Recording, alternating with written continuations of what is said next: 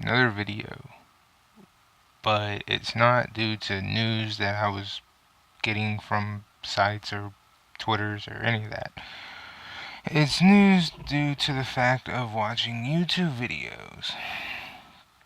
People are asking the right questions, man. What in the hell does Scorpio have to offer for the industry aside from power?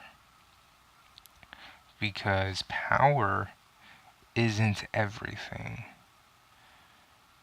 That is the actual question that people should have been asking this entire time. And I gotta say, it's taken them all of 3 years to finally start asking the right fucking questions. Man, who the fuck would have guessed? I've been sitting back, pounding at the door with this question. Pounding at the door with, why are there so many fucking ports? Why are there so many fucking definitive editions? And why in the fuck do specs matter so fucking much when every generation before this one has, yes, played on the specs card, but not relied so heavily on it that it has literally defied the generation and outshined what little library one actually has. So it's starting to finally come around. And what would you say would be the reason behind that if you had to give a reason? And it's not the Scorpio. Do you want to know the reason behind this? It's actually, let me grab the three I have. The switch. The switch is responsible. The quick overnight success of the Nintendo Switch is cause for the questioning of what does the Xbox One Scorpio bring to the table aside from raw power? What does the Xbox One Scorpio have to offer? What? Because PlayStation has been playing on specs since PlayStation 4 came to be. They've been real heavy on that spec shit. We do 1080p, 60 frames a second. We have more raw horsepower than the Xbox One. We have more raw horsepower than Nintendo Wii U. They've been going ham about that shit since they launched. They've been going ham about that since the PS3. And it hasn't really played out in their favor until the PS4 came out. And now that we see that a machine that is underpowered like the Switch, and even though it's a hybrid, can sell like hotcakes and be restocked and sold out as quickly as they get it in stock, we are now starting to ask the right questions. What exactly do you have to offer? PlayStation, you're not exempt from this either. Hell, you should be held accountable more so than Xbox. Okay? You should, because you started this shit with the PS3. Yes, you came with the PS3 with this spec shit first. The PS3 is gonna be more powerful, Blu-ray technology, and you started this shit. HDMI ports, PlayStation 3 started that shit. Blu-ray player mandatory, PlayStation 3 started that shit. One Xbox, PlayStation 3. Xbox 360 is just an original Xbox modified and on steroids. Pretty much like the Wii is a GameCube on steroids. Yes. The PS3 legitimately started this whole fucking specs bullshit that we are so fucking stranglehold over this generation. So again, I've been watching the videos on YouTube. I've been listening to people ask the right questions now. They're finally getting it through their head. It only took them almost 3.5 fucking years to ask the same questions that I've been asking almost video in, video out for over a year now, because I've had this channel for a year now. And I've seen the comments, people, oh, you're just hating this, you're just hating that, you're just hating PlayStation because you like to hate PlayStation. No, I'm asking these questions because nobody else seems to get it through their damn skull. I understand PC Master Race bullshit, I get that. Okay, you literally build that yourself. What in the fuck do we need that bullshit on home consoles that we cannot go in and physically touch for? What do specs really fucking matter for? What do they offer? These games, I don't have any. Okay, here we go. These things are built with the idea of what they're going to run at when they're being made for this specific system. This is made to run at a specific rate. It's made to run at either 900p 30 frames a second or 1080p 60 frames a second. It's designed, pardon me, to do that from the moment they create it. Okay, it is not designed to be on a computer. Games that are made for home consoles that you plug into the computer, that you plug into your television, are not designed for us, the consumer, who go out and purchase these fucking PlayStations and Xboxes to go in and fucking mess with shit. That is not a luxury of buying a PlayStation or an Xbox or even a Nintendo product. That is not what we buy these for. We buy them for a laundry list of games, and I know this is only 3, a laundry list of games that we can't necessarily get on a PC. That is why we are attracted to the gaming consoles that you plug into your television. And it's also where we get a lot of exclusives with, again, this generation. More so this generation. Let me drive that point home. More so this generation, we have seen that line get very blurry. More so on Microsoft side than Sony and Nintendo side. More and more blurry because they want to thin the herd and not leave anyone out. And say, fuck exclusive content. It doesn't matter. We want to make sure that our game is enjoyed by everyone, which sounds like a great idea on paper. But not everything on paper is a good idea. Okay, Street Fighter V had the same idea as these Play Anywhere titles on Xbox. Same exact idea. We'll sell it on the PS4 exclusive, and then we'll have a copy on the PC. Didn't do that well. It, in fact, didn't sell that great as a game anyway. For a Street Fighter title, it didn't sell hot. Okay? But Xbox has taken it to a whole new level here. Buy the game one fucking time. Like Gears of War 4, buy it one time. Whether it's PC or Xbox, and you own it on both.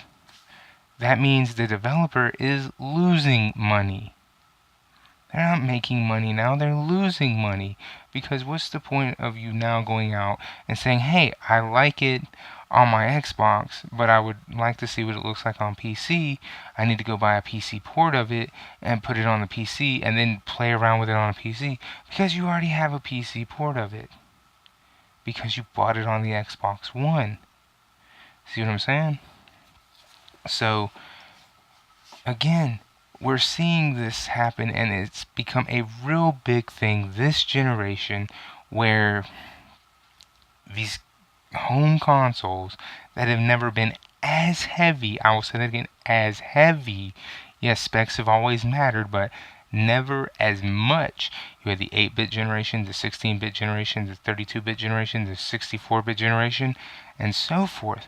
But never have they ever really mattered as heavy as they do this generation, where we're paying attention more so to whatever it is Digital Foundry's saying, or PlayStation, when they have a conference and actually watching a 2-hour conference where all they do is talk about upscaling 4K resolution, HDR output, and bullshit like that. They're not talking about anything during this conference other than the specs of a fucking home console that is connected to a television. There's no game footage, there's no game announcements, there's none of that shit. And there's more people crying out about the fact there's no game announcements at these things. And I'm like, because they're confusing the computer players for their home console players, and vice versa. And while they're doing this, they're forgetting the one reason people buy these things, and I've brought this up in other videos as well. The library of video games. Each generation has had a massive lineup of video games, and within this massive library, yes, you have had ports and remakes and remasters, but look at PlayStation 3. It was not overrun with 50% of it being remasters and remakes. A huge chunk of that generation's library was original IPs, or just sequels of the original IP in itself, like Black Ops 1, Black Ops 2, Black Ops 3, yes, that's on there. Modern Warfare 3, Modern Warfare 4, Modern Warfare whatever. The point I'm making here is there is not 90% of that library being made up by, let's bring over Shadow Hearts, let's bring over Metal Gear Solid 1, let's bring over Metal Gear Solid 2, which they eventually did, but it wasn't like until they just decided to port it to the Vita. Okay, they didn't say let's bring over all the greatest hits from the PS2 to the PS3 right within the first 2 fucking years of it, okay? They actually decided to make games for the PS4 or for the PS3 within the first couple of years. You had games like Metal Gear Solid 4, you had Motorstorm, you had God of War 3, you had original content getting released for the PS3 within the first 2 years of the fucking machine, and you didn't worry about all these remasters and remakes.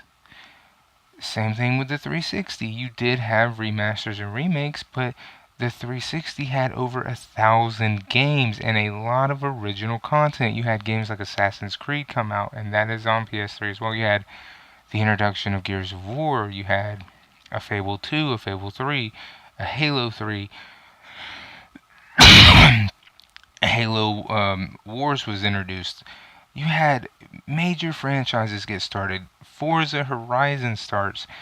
All these major original IPs. And you're telling me that this generation now is so much better than last generation when it's more dependent on last generation's original IPs being brought over to this one and less dependent on original content because they're so heavily focused on what is under the hood of the machine that we can't get any original fucking content out of the machine, then you're full of shit and you're only fooling yourself. And that's why I'm saying that I can finally see that a lot of these people are asking the same fucking question that I have been asking a lot of people when they come up to me and they're like, yo, why do you not like the PS4 as much as everybody else? Or why do you not like the Xbox One as much as everybody else? Why do you love Nintendo so much? Because they don't let third-party developers fucking hand in the same game every single day and demand $60 fucking dollars for something that was released a year ago. That's why. Nintendo, yes, they do release Twilight Princess 3 generations in a row. Yes, they do that. But that is a Nintendo product. That is a first-party game. Okay?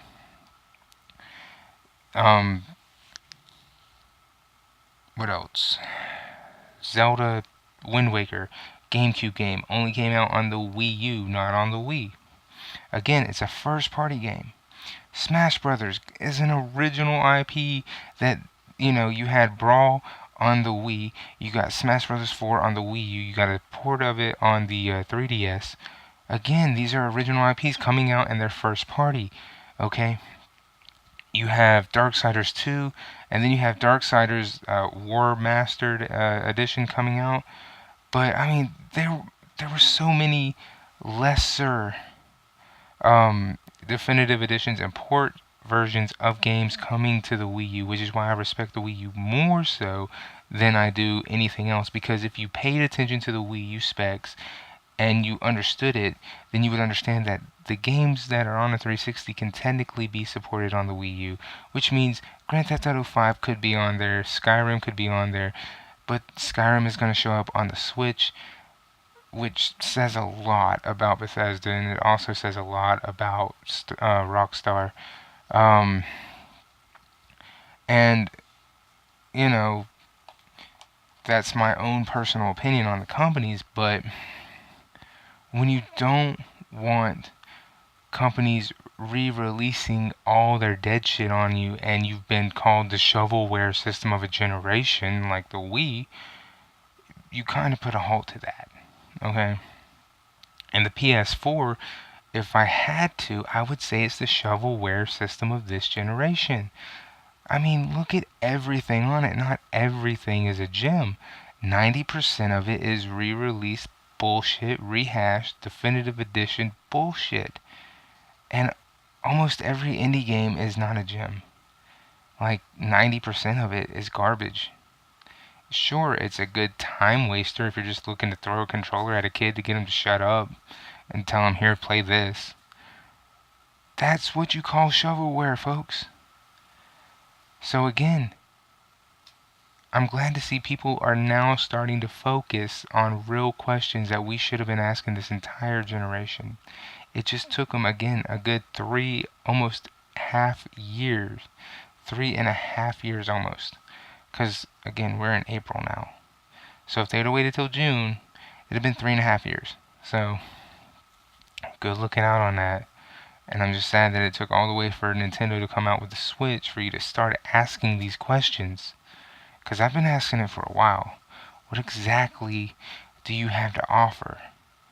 PS4, you don't offer key elements from other systems, and you have actually you have like 3 to 4 subscription plans on one fucking console. That's actual facts. That's not me making shit up. Check it out. 3 to 4 subscription plans on one fucking console. PlayStation Plus, PlayStation Now, PlayStation View, and there's like, what else? There's one other one I'm forgetting, and I don't have my PlayStation 4 here, so I can't check it right now. But there's one other, so that's 3 right off the top of my head. Okay, you're telling me that they're not charging you an ass ton of money? We sat down and did the calculations one time. To get the premium of everything, you're looking at close to $2,000 a year on PlayStation. And that's without buying any titles. So go ahead and try to convince me they're not looking out for money. While on Xbox One, their backwards compatibility lets you play the game as long as you own it. They're giving you AAA titles as games of the month, something PlayStation 4 doesn't do. So you could fuck around and get games like The Witcher 3 for free. I mean, they're giving you Assassin's Creed this month for free. And it's Revelations. They gave you Assassin's Creed 4 one time for free. They gave you Assassin's Creed Rogue, part of the backwards compatibility. Almost every Assassin's Creed game is a backwards compatible game now. Black Ops 2 is backwards compatible. When you look at everything, yes, you're going to sacrifice 1080p over the 900, whatever. But there's just so much shit. Okay, and like I said, power is not everything. Alright? You just have to legitimately sit down and look at it, pretty much bar after bar. And you're gonna look at it and go, neither one of these fucking machines offers shit for the price. It just doesn't. And again, for PC, You build the PC, you put the parts in, you make it as powerful or as weak as you want it, and you go in and you fuck with the game specs. That's something you don't get on console. So again, what exactly are they bragging and boasting and bitching and pissing, having a fucking dick pulling contest about over specs? That's not what this is about when you talk consoles. You talk about the library of games. And that is something that PlayStation and Xbox have completely overlooked this generation.